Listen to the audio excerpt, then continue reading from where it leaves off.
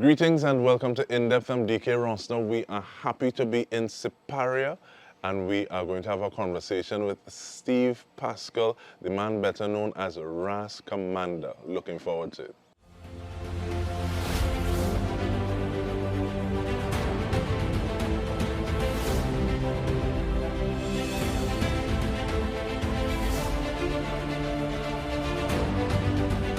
One of the things I really remember is that line from Trinbago rise to your golden days, stop living like slaves, and put away negative ways. That was a big song.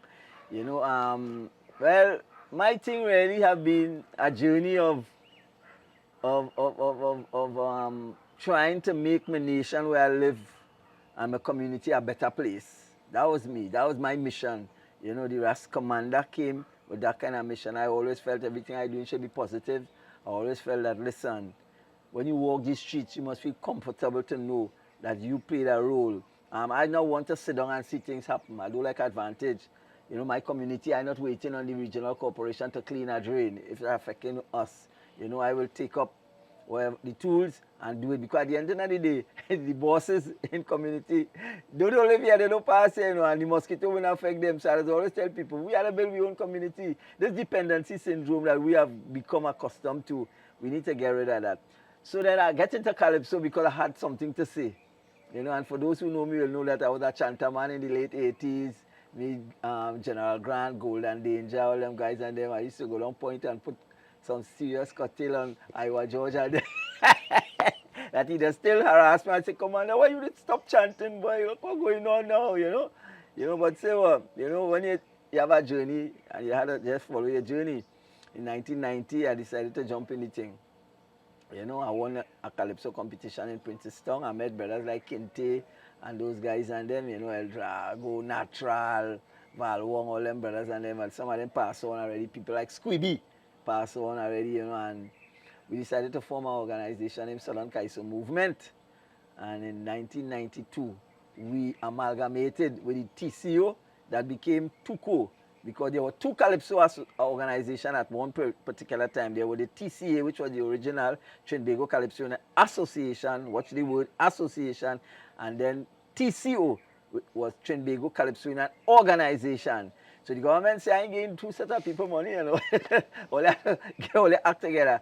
So we met in Mass Camp those days, the Ward Brothers, as you will know, the old Mass Camp, and we decided to form one body and we unified. So it became Trinbago Unified Calypsonian Organization. And because the Constitution was set in such a way for zones to be part of the organization, so they had South Central Zone, they had North Zone, they had East Zone, they had Tobago Zone, we automatically amalgamated into the TUCO South Central Zone. So no, but we didn't join TUCO. TUCO joined we. And the history started from there. We first Calypso 10, Calypso Showcase. 93, we kick off. We had some big ones like Marshall Montano, Melanie Hudson, GB, Shorty I daughter, Abby Blackman. We had some big ones, and the rest is history. So 29, we celebrating 30 years, I think, this year. We're still around. We second longest one, then Calypso 10 to Calypso Review. That's Kitchen Hand, which is Hallows and them now. So, and we still here. And that's the journey in a nutshell, based on the time I have. But looking at that journey, there are two things I want to ask. Because you're one of those who right there by Naya Hill, so some people might have said, well, the music might have lead you into a different sort of articulation as opposed to calypso. So why calypso as opposed to something else? Okay, well, really and truly, I gravitated to the reggae early in the 80s, right? But I recognized that I was being given some raw deal, because I was so bad in the chanting that the DJs of the day, they just used to put my name up on a board, right, and say, well, this weekend featuring Ras Kommanda, and I didn't have the knowledge base in those days to demand funding. So, when I go by them and say, well, they pop my name on board, like, for example, if Carl and Carol coming down, there was big ones in them days too. The late, great Samuel Abraham, Brigo coming through, because them days you have break dance. They will pop my name as a feature with all the big stars, and Nothing happening. When I go there, I want to give you $60. I talking about 85, 86, 87. They want to give you $60. I say, but you can't do calypsonian that, you know. Calypsonian is enough respect all you have. I say, see me and this reggae thing, it's a pain, you know. And I decided, listen, there was a vocal talent competition in 1983. And I decided to go and enter it. I had the late a brethren of mine, Dada, we used to call, that was his nickname. He was a real tough guy. We went down, we and used to be chanting together. And we went down, and I hear a man sing a calypso, and the man went down flat, flat, flat. So I said, Dada, I have a car. He said, home name better Trinidad, you know. I better come here. So I went and I asked the organizers, I want to enter this competition. It was a vocal talent competition. So you're singing anything. They said, well, okay, just come the next week and rehearse. You know, you pay $10 or whatever. And I really come. And boy, the night I dropped down better Trinidad, I got standing ovation, you know, boy. Watch that.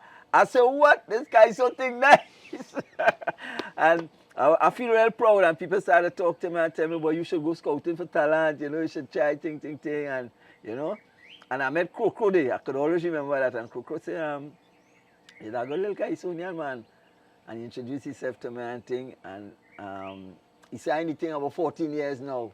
And, you know, I ain't with no crown yet, and yeah, and which was, you know, I was happy to remember that now in hindsight, that he was anything so long and he didn't, nothing like it wasn't happening, right? Even though he's singing in them big tent in tongue. And boom, when he bust, it was common entrance he bust. And someone else saw, I don't know if it's common entrance and something, boy, and that man had to pepper them, boy. And he have always been one of the men that motivated me, don't give up in what you're doing. Whatever it's happen, go happen for you.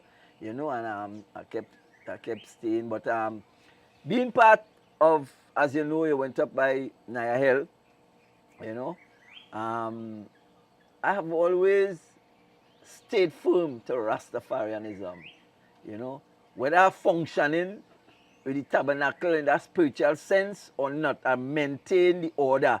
I maintain the things like no smoking, cigarette and all them things, and, you know, disavow from the flesh, eat more fish after a period, you know, and them kind of thing. Plant the land, because Naya Bingi order was specifically for farmers. You know, as a farmer, we continue to believe in the land, because like I remember listening to some reggae tracks, some people like Big Youth in the morning, we used to say, it had a certain song, you used to say you had to leave the tongue and go 22 miles out into the country and then plant the land. And that was the kind of influence stuck with me now. And today, you know, I always had to quote him, that brother Big Youth. You know, and I feel proud to have made that journey from San Fernando, we used to live in the city, to Siparia, you know, take charge of a nice piece of land. And today, this is 30, 40 years later, this is what you're seeing here, you know. As I say that, you know, my queen ain't so well right now, but I always had a gishi, you know, enough respect, you know, for pulling me too as well when we had to come to country, you know, because we had to leave the city based on certain situations, and we had to come country. And Rastafari has been good to me in terms of keeping my head focused, you know, building that foundation. And as you see, if you see my journey, my jersey, this is my mantra. Nobody will try to take that, eh? Date a farmer and never go hungry. Ladies, remember, I keep telling you guys that. Date a farmer and never go hungry. Trust me, if you're with a farmer, dashing bush, green fig, plantain, what's the breadfruit, tree breadfruit, and the coconut like rain. Well, don't talk when it's avocado mango season. You can't be hungry, ladies. You date a farmer, you go and you dig some yam, look, what's pak choy right over there, sweet pimento, seasoning like that. Come on. So when you date a farmer, you can never go hungry. And the idea behind this mantra was really I needed to glamorize agriculture, because the generation was of the opinion that when they hear agriculture, hear mud and boots and hard work, you know. But and I must say big up to that young man named Alpha Senon, boy. Enough respect, you know. These guys have paved a path that, I mean, you can't like it. You have to like it, and you have to work with him. So my little simple role, you know, in supporting them, I come like it's a big movie, and he's Kevin Costner, and I some one of them little co-star, So in this movie, I just a co-star, and this is how I just do it. So you know, sometimes I do a little like the other. I reap a 45 pound watermelon right there, right in this spot, right here. If you see the size, I have a video on social media where I brought some kids and thing and young people, and we cut it on a special day. One of them had on the jersey, date a farmer, you know, never go hungry. They sing the mantra, and we cut it up, and it was nice. So I love Rastafari first and foremost, you know, because I believe in His Imperial Majesty Emperor Haile Selassie. I believe in the callings of Rastafarianism, and it has been good to me. All the negative things we carry for years, people keep telling me, oh, Selassie, what Selassie this? Oh, he feed the lion meat and keeping people starving. They don't know Selassie. They feel they know Selassie. They don't know about the greatness standing up against Mussolini and all them different things. They don't know. He stand up. Ethiopia is one of the most, what's that, foundation, deep foundation of this planet Earth today. You know, and people need to know that. So my Rastafarian, I stay grounded with that.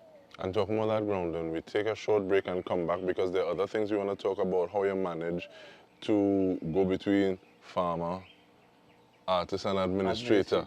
Yeah. So we come back with more. Stay with us. We come back with more. We're speaking with Steve Pascall, Ras Kommanda.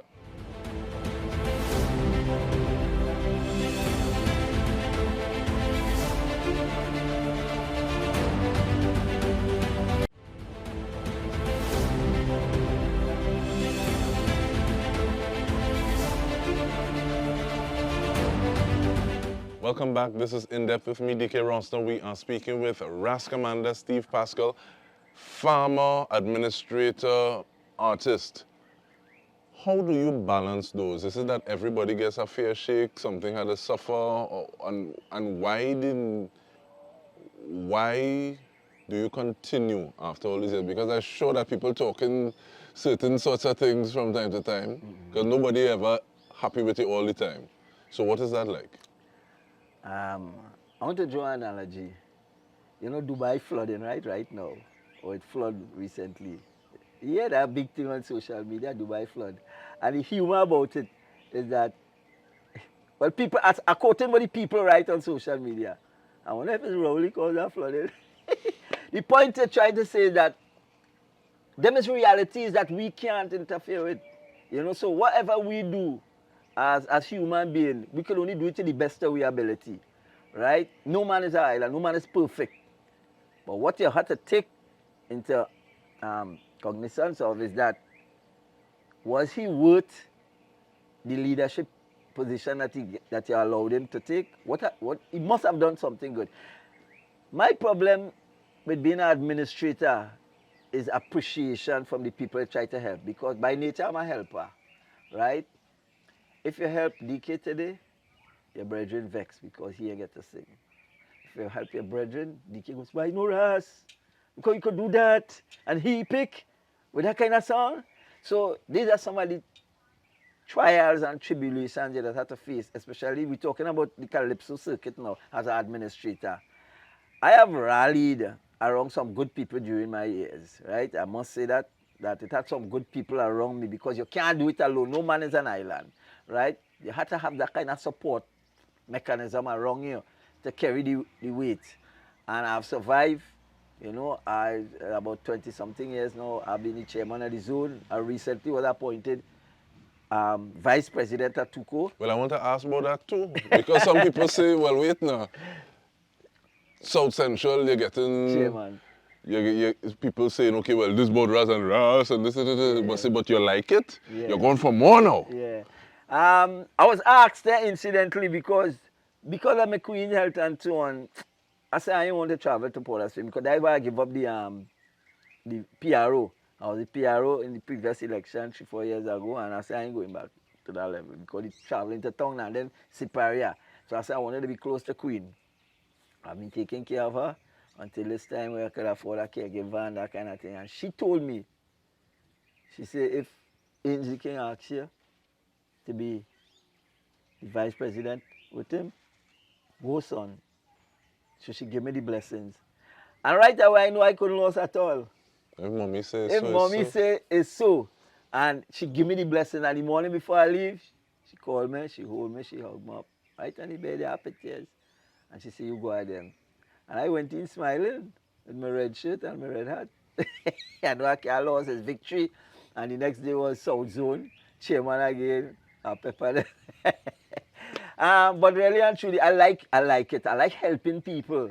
And that is the rationale for me taking them positions, you know. As vice, I felt that King, as a young man with real ambition to carry the Calypso fraternity to the next level, he needed experience around him. And for him to see that in me, you know, and I must say, I've rallied, you know, I've supported his initiative. My role as vice chairman is not to upstage my president, but to rally with his foresight and his vision. And I will have continued to do, you know. We have also have another brother who I always like to move with, Hamidullah.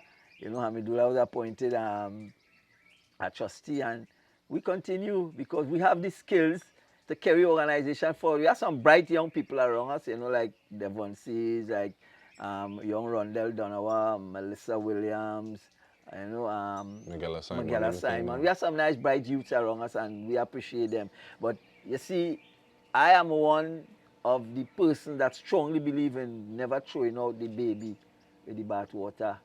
You know, you need that experience stronger because sometimes you just come hot and sweaty and feel you know it all, you know.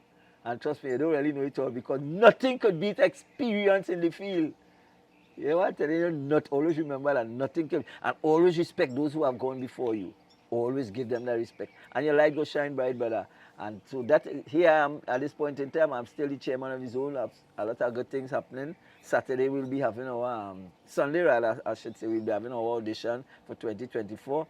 And being the vice president have been a nice journey. We have done some great things so far. We have recently done a show, especially carded for the those who have the legacy, you know, of those who have gone, the champions who have gone before, you know, the Stallions, the Shadows, the Ras Kommanda, Merchant.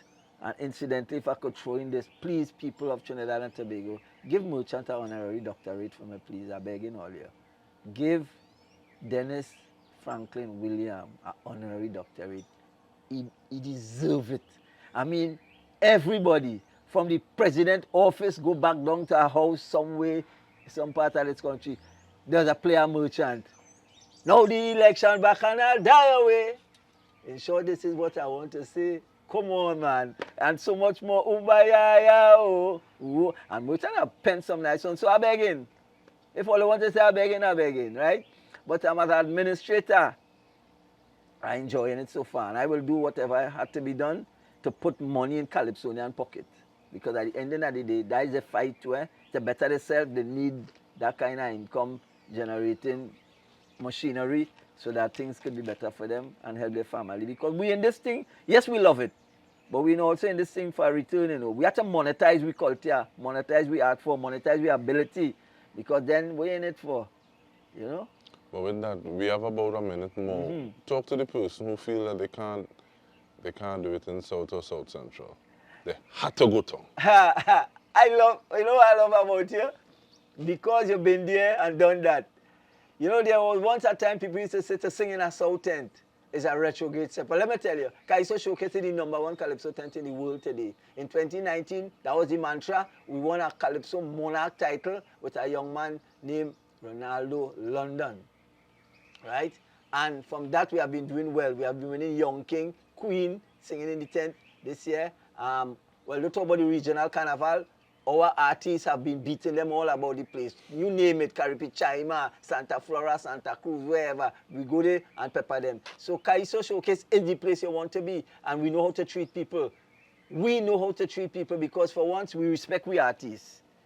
We must give you something to eat and drink in backstage. You must have something to chew and munch on because sometimes artists come from work and they run straight to the tent for whatever reason. You know, and we know how to treat with people, man. And transportation, we go in somewhere far, we provide transportation, and don't talk about the money. The money decent. The money decent. You're getting more money than you're working, mixing concrete.